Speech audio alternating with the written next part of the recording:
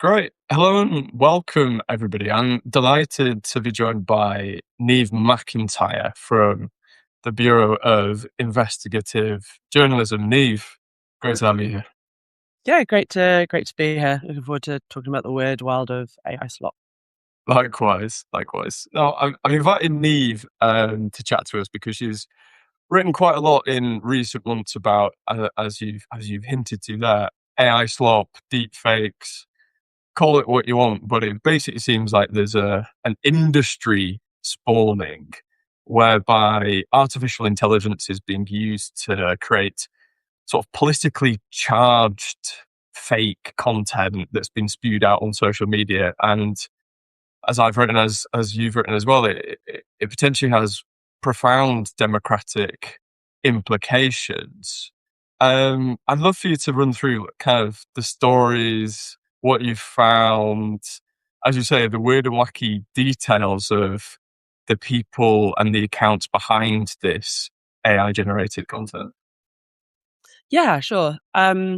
So I'm a technology reporter at the Bureau of Investigative Journalism, and we cover AI in various different ways. And one of them is, I think anyone who spends any time on social media will have experienced lately just like a their feeds being completely overwhelmed by AI slot of various different kinds. And I think it's a useful term to characterize a type of content that is generated by AI. The captions are written by AI. It's kind of low effort and can be made easily at a massive scale. So there's all different kinds, and some of it is just inane. But we started noticing that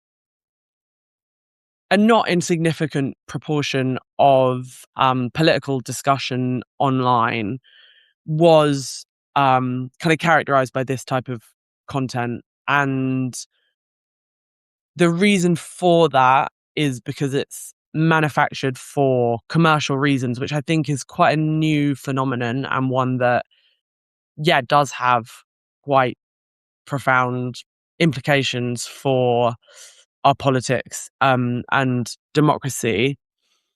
And so basically, we wanted to look at quite a lot of detail in the nuts and bolts of the business operation that leads to the creation of AI slot targeting the UK that aligns with kind of right wing positions. So the sort of typical videos might be an AI generated video of somebody being vox popped talking about how asylum seekers are in five-star hotels. It might even be an AI generated video of somebody kind of blowing up a boat full of asylum seekers through a scope. Like we've seen, that's quite a popular trope. All these kind of tropes about UK cities being colonized by Muslims or immigrants. But if you actually look into who is producing this kind of content, it actually tends a lot of the time to be made outside of the UK, and it's particularly a kind of cottage industry in South Asia. And there's various reasons for that. Um, I think the two, yeah, so we've looked at two different kind of operations in this space.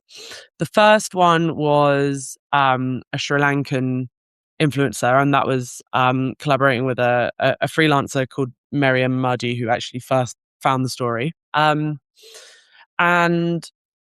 he claims that he's made hundreds of thousands of pounds on Facebook by setting up these pages. And not only that, but he sells courses to other Sri Lankans, in which he sort of promises to share the tools of the trade. And help them learn how to do it as well. And I think the key point is that the people who are producing this kind of content, even though it promotes a lot of right wing and often far right ideas, have absolutely no interest in the political content. They just have worked out that that's what does well on UK Facebook. And there's this kind of concerning feedback cycle where the the kind of the commercial operations, the guys in Sri Lanka, they are picking up um organic content, like content that is made by people who do care about the ideological nature of what they're saying, but then it gets amplified and endlessly recycled for people who are only interested in it in as far as it'll make money. But then that means that it kind of gets picked up again by genuine like political actors. And I think, yeah, that relationship between the sort of people who are politically motivated and people who are commercially motivated is a really important one, and it's not very well understood currently because it is quite a new phenomenon, right? Like we've only really had the generative AI tools that can enable the mass creation of this kind of content for, you know, a couple of years max. And I think the other key structural factors, I guess, are Facebook's monetization programs. Obviously, there's other platforms as well, but we've looked principally at Facebook. Um, Facebook wants obviously as much user engagement as possible so it can sell as many ads as possible. Like that's the vast majority of its business, advertising revenue. And then it will share a small proportion of that advertising revenue with creators whose content goes viral. And even if it breaks their guidelines on hate speech or inauthentic coordinated behavior, they're making a lot of money off this kind of content, and there isn't sufficient kind of pushback against it. There isn't sufficient pressure for them to do anything about it. So kind of both they and the slot creators are both winning, so there's kind of no real incentive for them to do anything about it. And then add to that the fact that, you know, since the start of Trump's second term, all social platforms really, and Meta in particular, have said that they're going to do less content moderation, and they've laid off a lot of people who work in trust and safety, the people who are supposed to be kind of finding content that violates rules, and taking it down. So yeah, I think all of those things have combined, the sort of monetization incentives, the lack of content moderation or the retreat from content moderation, and the wide availability of generative AI tools, which mean there's kind of no barrier to entry to create this kind of content. And so we're now in an era basically where a huge proportion of political debate online is kind of being manufactured for commercial reasons. And I think we don't really know what that means yet and how it's going to play out. Yeah, I mean, fascinating and terrifying in equal measure. I mean, I guess just to kind of summarize for people and recap, what we've basically got is like a waterfall of like AI generated videos, images, etc., that are going viral on people's feeds. Obviously, you've picked up on Facebook in particular, but it's more widespread than that. This content is being created using generative AI platforms by people in South Asia, for example, in Sri Lanka, in Pakistan, as you've highlighted. But a lot of the content is racist. A lot of the content is, you know, explicitly targeting minority groups in the UK. And these people are doing it not because they're politically motivated, particularly, but because they can earn a quick buck from it. It's interesting because obviously, I think this is sort of changed so quickly, hasn't it? Because Yeah.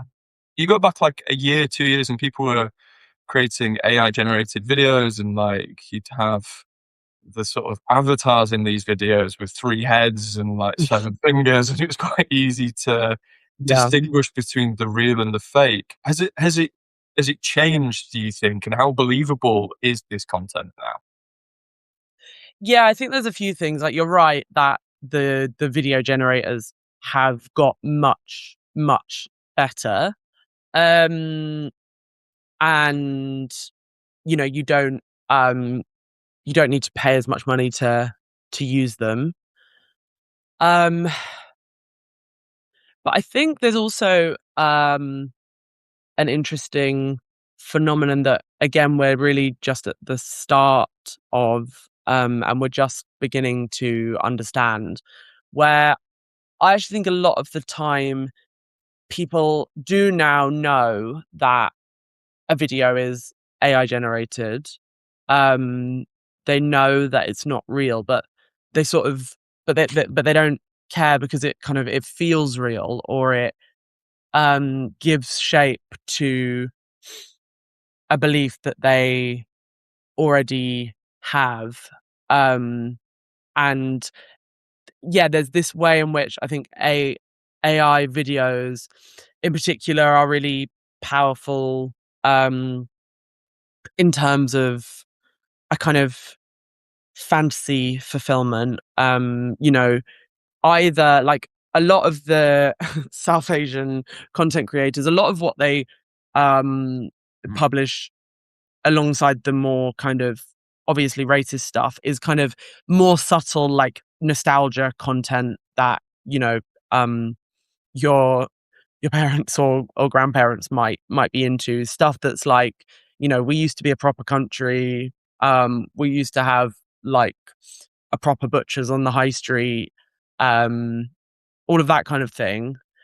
And that using AI allows you to paint this like false image a of a country that was like entirely white, entirely free of crime, entirely free of any social conflict, which obviously never existed. But I think there's a way in which, yeah, people will watch those videos of, you know, that are purporting to be 1950s Britain, and often know they're not real, but it doesn't really matter because it allows you to, um, yeah, give shape to a belief.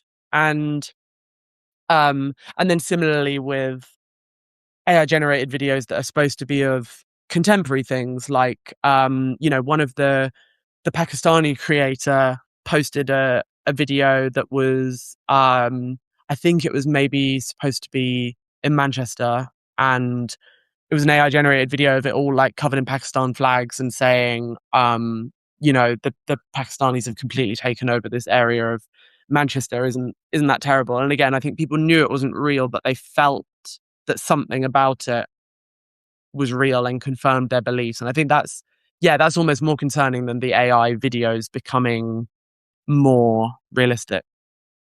Yeah, that's really interesting. I thought it was fascinating what you wrote in the piece about the Sri Lankan influencer as well, that he was targeting a particular demographic Mm, in the UK because he thought that the content, and probably justifiably thought that his content would perform better among that section of the public. Can you talk a bit more about that and the social dynamics at play on these platforms, and the susceptibility or not, or certainly the targeting of certain groups mm. in the UK with sort of like prejudiced racist content? Yeah, definitely. Yeah. So he did say in an interview to my colleague Miriam that um the pages in the network were specifically targeting older people because they're the ones who don't like immigrants, was his verbatim quote. And I think that shows up in various interesting ways in some of the key themes of the pages. So you'll see a lot of, and a lot of stuff that actually cuts across left and right wing political positions. So they'd post a lot of stuff about the winter fuel payments and Labour's position on that.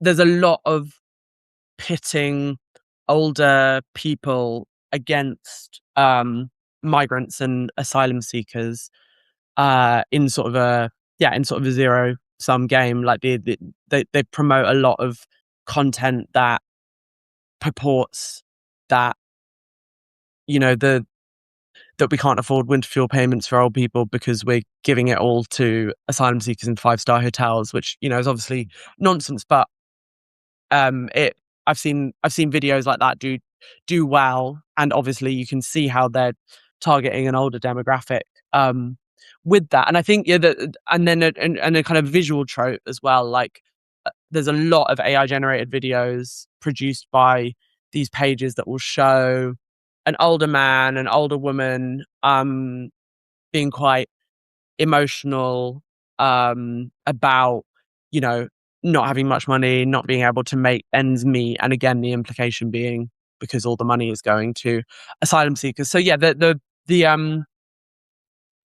the tropes and the kind of particular policies that the pages focus on often do try and speak to that demographic.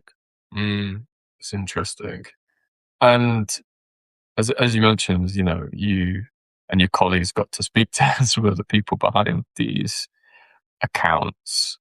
Did they give any indication of the sort of the damage that they're doing, or like the social implications at all, or was it kind of just like a game, or just a pure money making exercise? What was their reaction to your questions?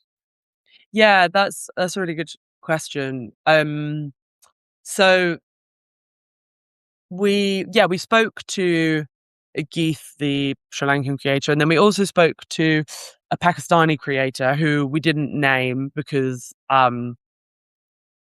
we were concerned about his safety in Pakistan. So, and he was both of them were kind of posting in a pretty nihilistic way that just I think just sees content as completely detached from any political reality. Um, I think that the people who are in this industry where they make money principally through Facebook monetization, like Geeth in particular, he would be running politics pages, but also be running like cooking pages and like cat meme pages. And I think in his view, um, it's just any other type of content, and it's assessed primarily by how well it performs online and not by any of the ideological content in it. And then the subsequent story that we did about this Pakistani creator was sort of even more nihilistic in a way, because he was a Muslim man of some religious conviction based on some of his personal social accounts. He'd like share a lot of Quran verses and that kind of thing. But he was posting a lot of quite extremely Islamophobic content, and again making good money from it. Um and I think for him his reaction was interesting because he said that his English was so poor he hadn't understood what he was sharing. And I think there's a degree to which that was probably true, in that I don't think he spoke good enough English to make out every single word in some of the videos that he was posting. Like one of the key videos we looked at for him was a AI generated video of Keir Starmer wearing Islamic dress and saying, calling Muslims rapists and criminals. And I don't think he would have understood that. But obviously, he can look at the video, he can see it's Keir Starmer in Islamic dress. And by the kind of, there's various contextual clues which indicate that this video is probably being at least disparaging to Muslims, even if he didn't realize quite how extremely Islamophobic it was being. And I think also, obviously, the fact that these are people who live in countries thousands of miles away that feel quite remote from the UK, I think helps with that sense of detachment. And the reason they're targeting the UK is also related to the way Facebook sells advertising and shares profits with creators, because more advertisers want to serve ads on content targeting like the UK and the US and kind of high income countries. And so, yeah, it's in your interest to kind of target those audiences rather than ones in your home country. But yeah, I think it's just this sense that they had, that what they're posting online is like entirely divorced from what happens offline. And it is really hard, obviously, to measure the impact of what people see online versus how they behave offline. But certainly from what I've seen of like the real people interacting with this kind of content, it certainly seems to be like hardening their views against immigrants and Muslims in a harmful way. Yeah, absolutely. And just, I guess, kind of a contextual point, but perhaps an important one. Like, to what extent is it obvious on these pages the identities of the individuals behind them? Not not not very at all. So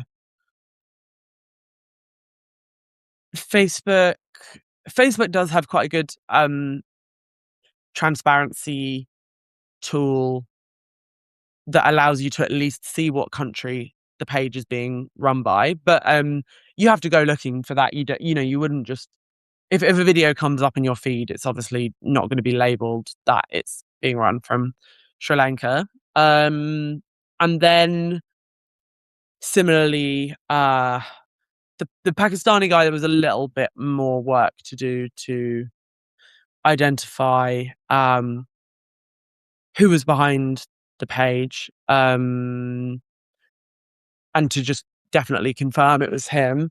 I think that, yeah, that what's interesting is that neither of them were hiding it particularly, which I think is maybe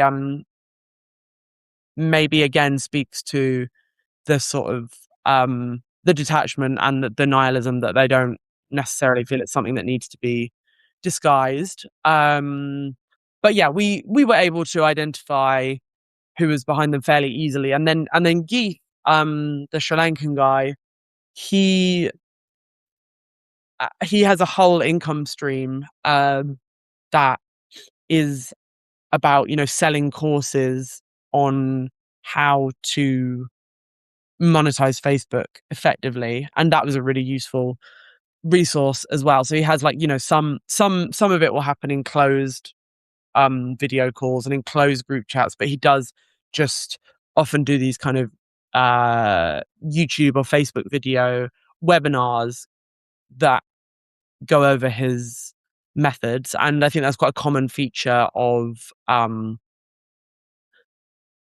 this kind of like side hustle culture,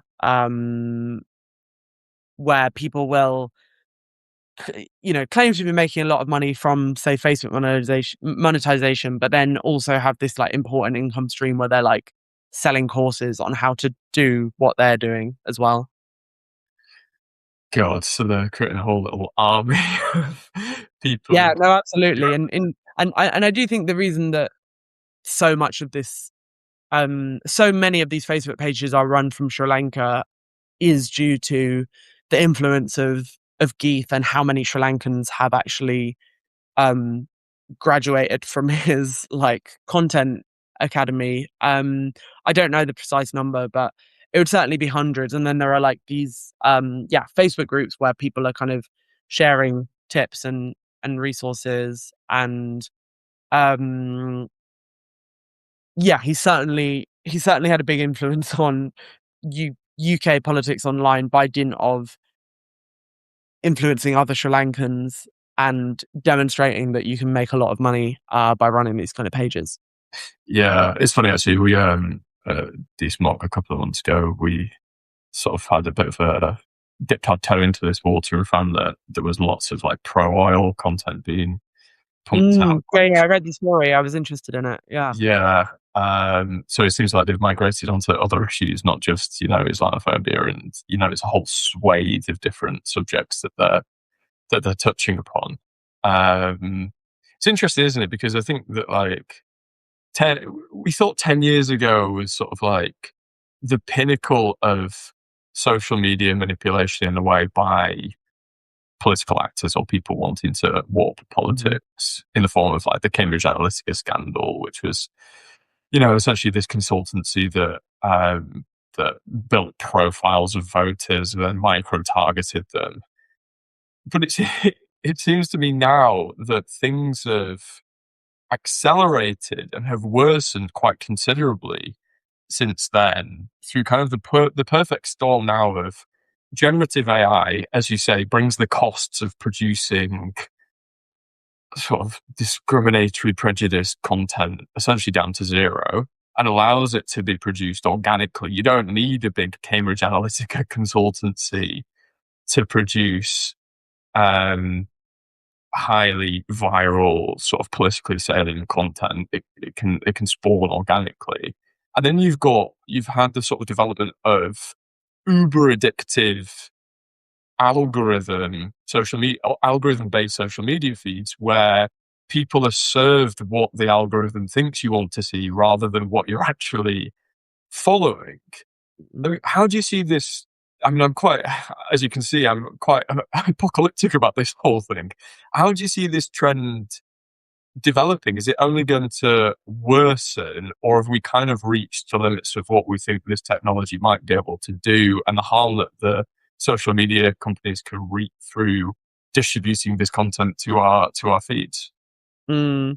Yeah, I agree. The kind of 2010s era of like manipulated political content seems kind of quaint, and you can almost be nostalgic for it now. Um because I think I think obviously there's a degree to which anyone who's um publishing racist content online, that's a concern, particularly if it does well. Um but I think there's just something, a lot more bleak and kind of hard to control about the fact that a huge amount of racist content online is not motivated by somebody's ideological belief. It's just motivated by making money. And I can't see that trend really being limited um as things stand. Obviously things change really quickly, but I think also there's um after the Cambridge Analytica story, and there was quite a lot of political fallout from it, and there was Facebook introduced a lot of transparency measures that were actually really useful for journalism as well. And like, we used to have access to CrowdTangle, which allowed you to search for content um en masse, and now it's a lot harder to do that. So in that way, the kind of legacy of the sort of positive legacy of Cambridge Analytica has been reversed. And I when I've been doing these stories, it's been quite a long manual process because I don't have access to a tool like CrowdTangle because Facebook killed it recently. Um the thing that I feel could actually be quite helpful in terms of product design. And maybe this will be some small cause for a slightly more optimistic turn to this conversation. Is Facebook could quite easily adjust the monetization incentives for creators, because when you look at how much money that they're paying out to creators, it has really, really massively increased.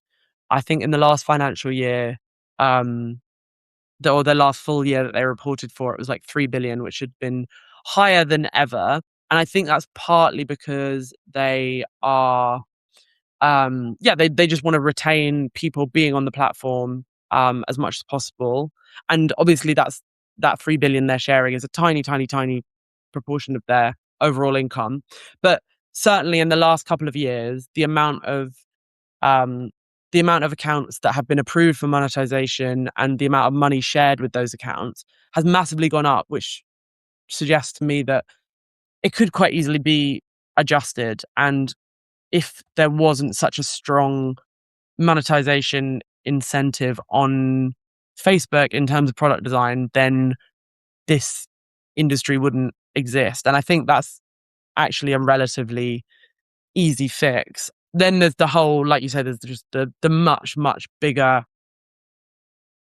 structural issue about algorithmic feeds that are all about, keeping people engaged and addicted by extreme sensational content that provokes extreme emotion. And when it comes to dealing with that, I mean, that would be, social media companies would basically have to change their entire product, or maybe like not even exist, because that's kind of their whole point of, it's their raison d'etre to keep people engaged, to sell advertising on that.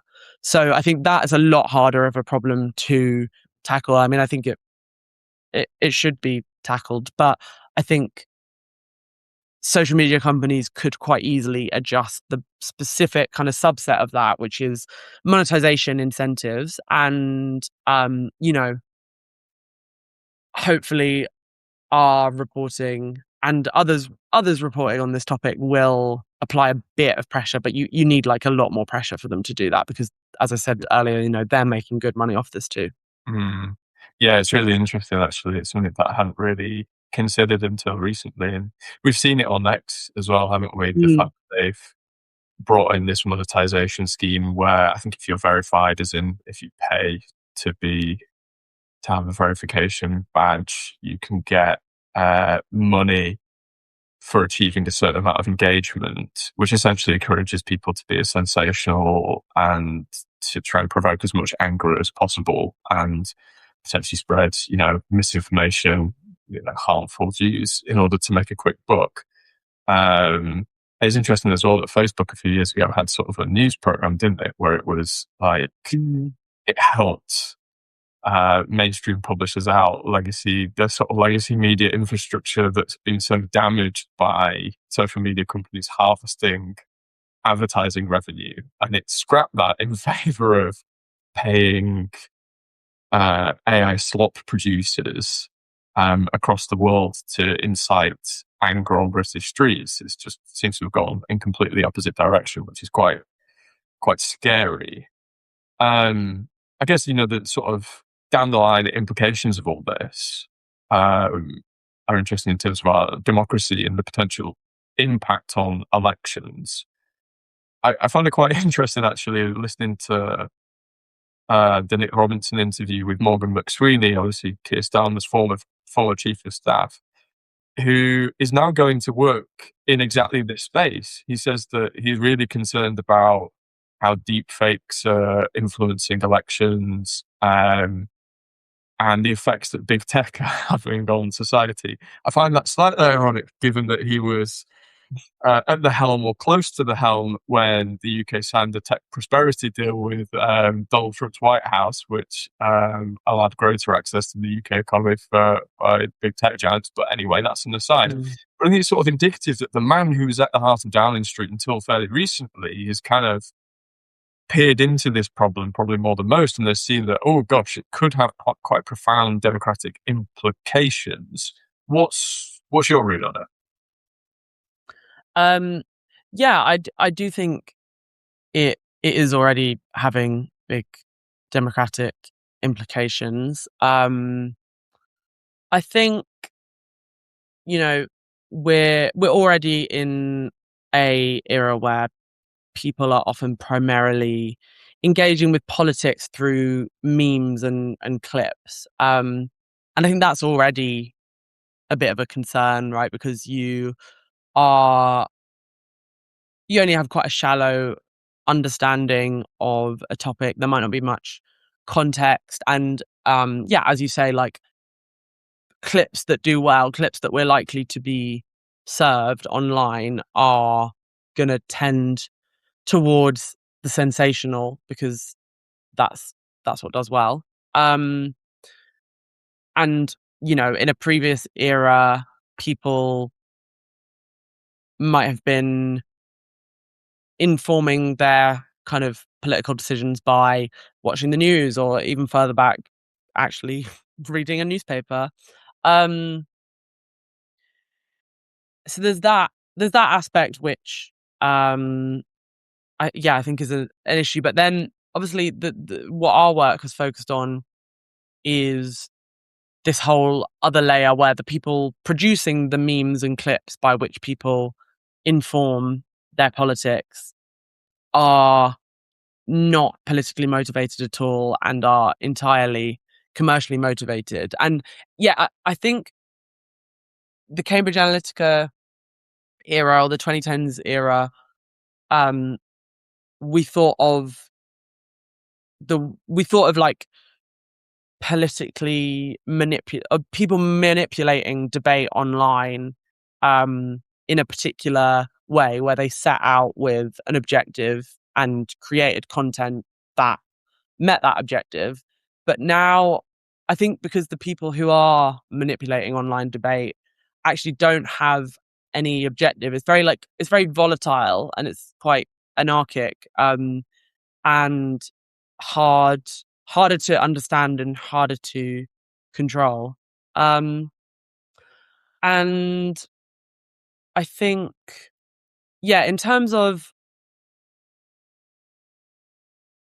elections and voter behavior, I think it's probably it's always quite hard to say, right, exactly, what has influenced people to vote in a certain way or engage in a certain way. But certainly I think the way in which the commercial AI slot industry is endlessly amplifying and endlessly recycling far right memes must have a meaningful impact in real life in terms of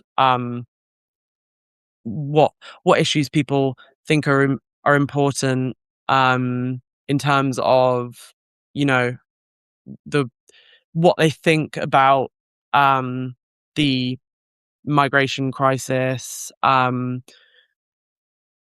of these, like, certain policy areas are really, really emphasized by the commercial slop industry and then pushed to people en masse. And I think that must have a salience in terms of people's behavior. I guess it just hasn't been, we're kind of looking at the business operations behind uh, AI slop, and less so, we're not running focus groups of voters to ask them what they've seen and how it's influenced them. But I think it must be having an impact already, and I think that's only going to continue.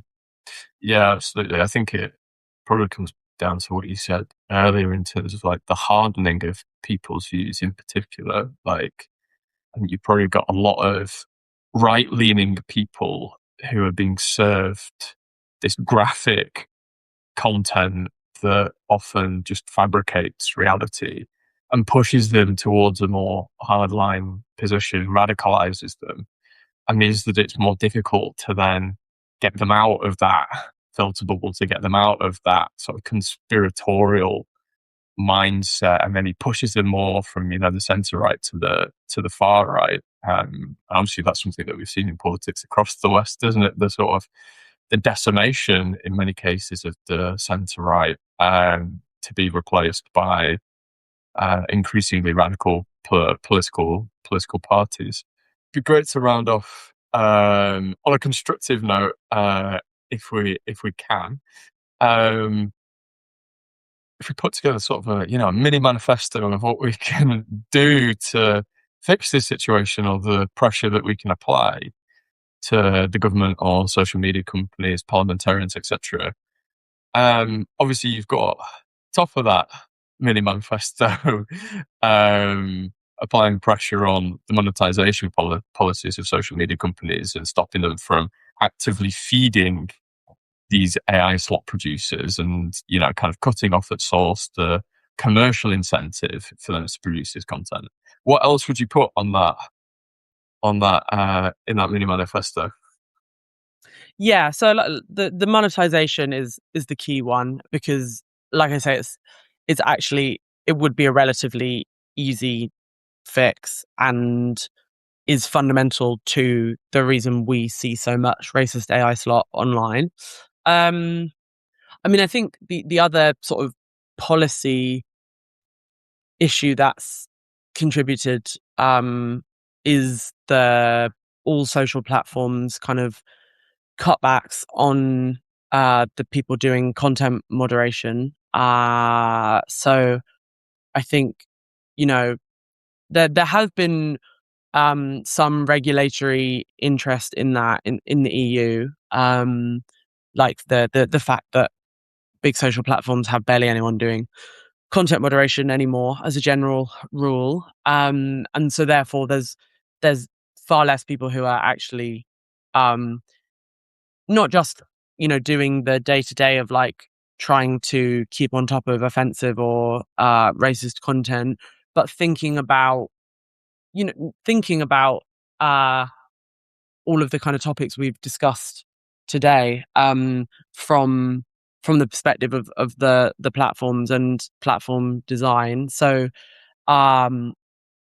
yeah, kind of something that would compel social media companies to invest in safety again. And the AI boom's kind of a factor there as well, because like Meta, for example, has just slashed loads of its teams, including the safety ones, because it's just redeploying everybody into working on their AI products. Um,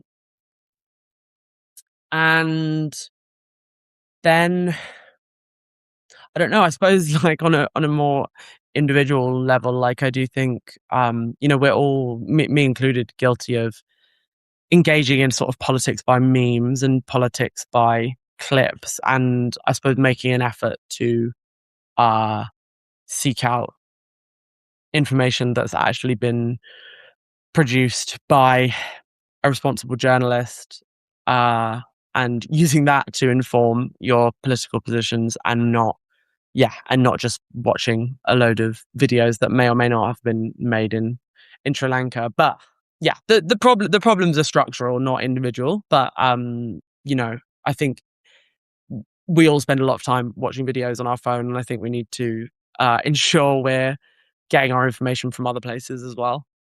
Yeah, completely. I do often think that perhaps there'll be a revolt against news, sort of social media news, the wild west of the clip economy, and that people will seek out more, because everything's so unreliable and unregulated on people's feeds, that they'll seek out more traditional journalism in a way, journalism that's curated and that's produced using experienced editors and reporters. But that just might be my Yeah, I fantasy. mean we've both got a stake in in that being in that coming true. That would be great. That'd be Let's nice. hope. And with that, I would encourage you all to follow Niamh and the work of her brilliant colleagues at the Bureau of Investigative Journalism. A brilliant outlet, has been for many years, and I'll be paying close attention to all of your reporting on AI, slop, and anything else that you come up with. In fact, good luck with it all. Great. Yeah, thank you. I really enjoyed chatting to you. Pleasure.